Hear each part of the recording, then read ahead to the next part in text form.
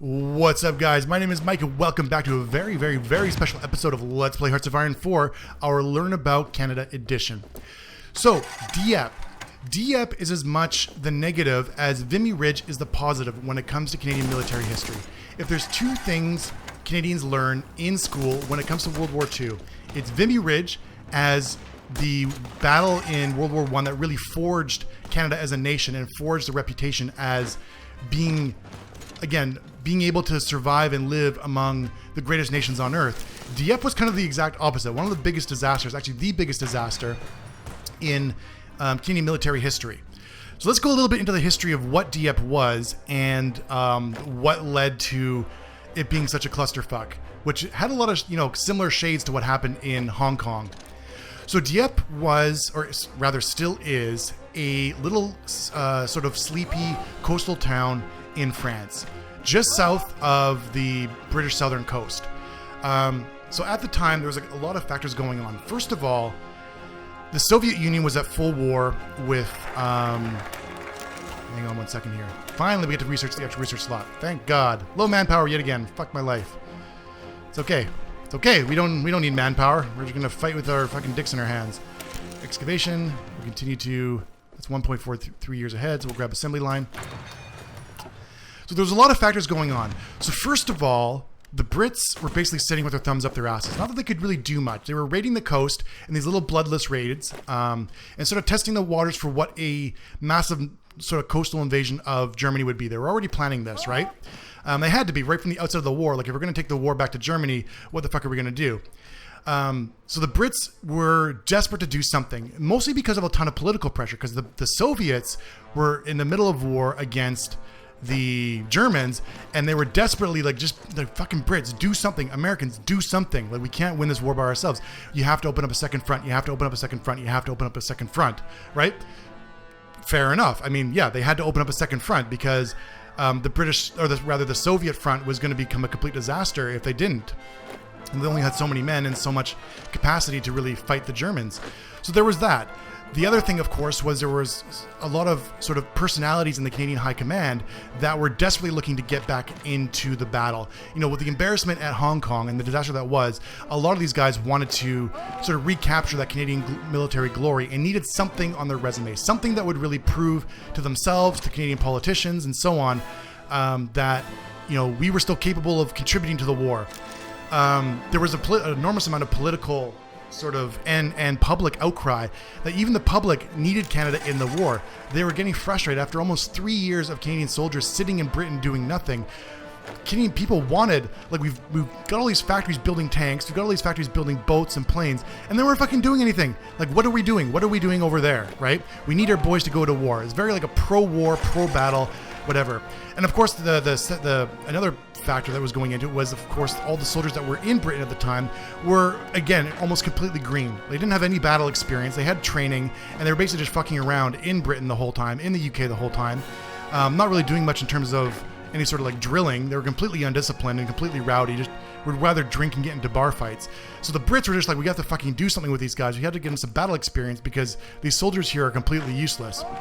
And last but not least, the Americans, of course, were now fully fledged in the war and starting to make sort of noise towards opening up the second front as well. And it was to the point where, the Canadian press at the time, oh, we fucking did it. Good, we kicked them out. All right, we won in fucking Africa. Awesome. Let's see, where are we going to go next? Where should we go next? Should we go into France and fight them head on? Or should we try to sneak our way up? Give me 1 second here. We can't get military access through there. Can we get military access through here? Why not? They will not accept. Quick opinion of Canada is -1. Who's going to give us access? Diplomacy. Basically just France. But I don't really want to fight them head on. I kind of want to sneak in through the backside. Sneak in through the backside. I guess we'll go fight the nationalist Spain first, and then we'll hopefully some of these other guys will have joined the war, and then we can help them open up a second front over here. All right, boys, we're going to head on over back to East Africa, I guess. We're going to come down here and work our way up. All right.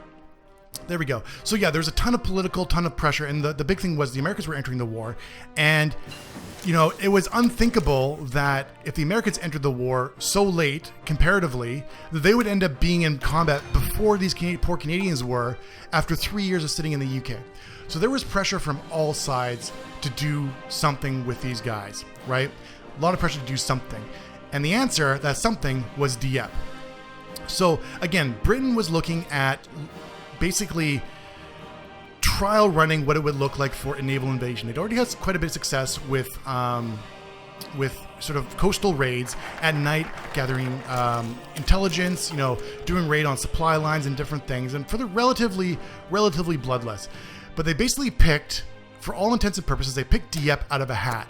When asked later about why Dieppe, why was Dieppe the target, it was basically just it was there. There was no real sound logic to why Dieppe was chosen.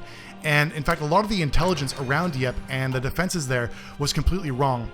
They were going to launch the 2 regiments, about 6,000 Canadian troops at Dieppe for a coastal raid. To take it, they would raid, they would gather intelligence, and they'd be back in the boat lickety-split. They figured there'd be defenses of maybe 3,000 Germans. They figured these Germans would be under-trained and under-equipped. They figured a whole bunch of stuff. But again, as with Hong Kong, completely fucking wrong. This was a grand clusterfuck on an epic scale. So at the time, Canada didn't have its own intelligence service. It was relying heavily on the British intelligence service to kind of let them know what the fuck was up. So you would think that any Brit that had been in Britain for some time and had taken at least one vacation, because Vimy Ridge, not Vimy Ridge, Dieppe at the time was a popular tourist destination, would know that one of the defining sort of characteristics of Vimy Ridge, Dieppe, was that it had high sort of cliffs, right? So geographically, not exactly the best place to unload a bunch of tanks, yet, I guess we'll go this one, yet they decided to attack this beachhead with tanks. Not to mention they were taking poor aerial photos. They had no intelligence on the aerial photos, and they completely underestimated the British force. Oh, God damn it, guys. I'm getting all tongue twisted here. I'm getting too fucking excited. I've got too many things going on at once. They completely underestimated the German forces that were defending it. So while they expected, green German forces of about 3,000, no tank divisions and whatever else, they literally got everything wrong. So ahead of the Dieppe raid, British commandos had basically made another sort of run ahead of time in order to try to secure some of the flanking points in order to keep machine gun fire from hitting the Canadian troops too hard. That fucking failed as well. And out of the 700 British commandos that went, only 65 ended up surviving. But even before then, so they were convinced, the Brits were absolutely convinced, Canadians were absolutely convinced that as they planned this complete clusterfuck, there was a lot of political bullshit going on. There was a lot of just, garbage going on at the time. The planning itself was just a complete disaster, more political than military, honestly. And they were completely convinced the Germans wouldn't see this coming. Well, when you have, 6,000 Canadian troops all of a sudden redeploying to the south of the UK, the southern beaches, do you really think there's going to be no German spies in the UK at all? There's absolutely no German intelligence in the UK that would be able to sort of relay to the German troops across the English Channel that, hey, something's going on. You guys might want to get prepared. They didn't even think about that. They didn't even consider it to be a thing at all. And, one of the big things was all these troops got there, and then they ended up getting delayed again and again and again and again due to weather. So you can imagine these poor Canadian troops that have been there for fucking forever, 3 years almost, sitting in the UK, twiddling their thumbs, getting drunk. Now we're on the eve of what was considered to be their first sort of glorious entry into combat, and all of a sudden the weather was just too shitty for them to do anything, and now they were just again stuck on the British shore with nowhere to go, a hot date and nowhere to go. Well, the drinking got out of control. The accounts of the rowdiness went through the roof. It was a complete sort of disappointment and a complete disaster waiting. Eventually, again, the raid did get underway. They just said, you know what, fuck it, good enough. Didn't have the air support. The Brits were so panicked about losing more battleships. They had just had 2 of their major battleships in the area sunk by German U-boats. That they were just in a completely embarrassing sort of turn of events that they had these 2 battleships sunk, that they weren't willing to fully commit any more battleships to this raid. So whereas, Vimy Ridge had a lot of things going well for it, including up until that point, the biggest artillery barrage in history precluded Vimy Ridge before the actual assault to completely demoralize and destabilize the German forces. They didn't have the air support, didn't have the artillery support, had no sea support. It was basically just like leading lambs to the slaughter. So 6,000 Canadian troops unloaded onto the beach, basically directly into the line of what turned out to be battle-hardened, superior numbered Germans with the hugely defensive position, with machine guns in the hills, with tank divisions nearby. It was a complete disaster. Vimy Ridge lasted, trying to think here, 7 days, I believe. 4 days. Lasted 4 days. The total attack lasted 4 days with great results. The attack on Dieppe lasted 4 hours and was a complete disaster. So, by all accounts, there's sort of conflicting reports of how the Canadian troops actually fought. According to the Brits and according to the Canadian and British commanders at the time, despite being outnumbered, outgunned, outexperienced, with poor intelligence, landing in this disastrous raid that, nobody in their right mind, like right military mind, would have gone ahead with. It was mostly just a fucking, what do we do with these guys? And we need to get something done. We need to prove to the Soviets that we can do this. We need to get a beachhead. We need to do something. And we'll just throw these annoying Canadians to the slaughter as our sacrificial lambs. Despite all of these things against them, the Brits and the Canadian soldiers were said to have fought far, far above their power. The conflicting report comes from the Germans, who did it's sort of an after-battle report. Were basically just laughing at the whole thing. They were completely disgusted at how inefficient the Brits and Canadians were at planning this. They basically tore the whole plan to bits in their sort of after-action reports in terms of how it was planned, how it was executed. They had no idea what anybody was fucking thinking when it came to this sort of shit. And they also basically just took a giant shit on the Canadian troops. To their credit, they also gave the British commandos, who, although met with disastrous results, they gave them full credit in terms of their ability to scale the cliffs and their fighting prowess. So who knows who to believe? Of course, being a full-blooded patriot, of course, I'm on the side of the Canadians having fought, despite against all odds, having fought fiercely and bravely. But at the end of the day, who knows?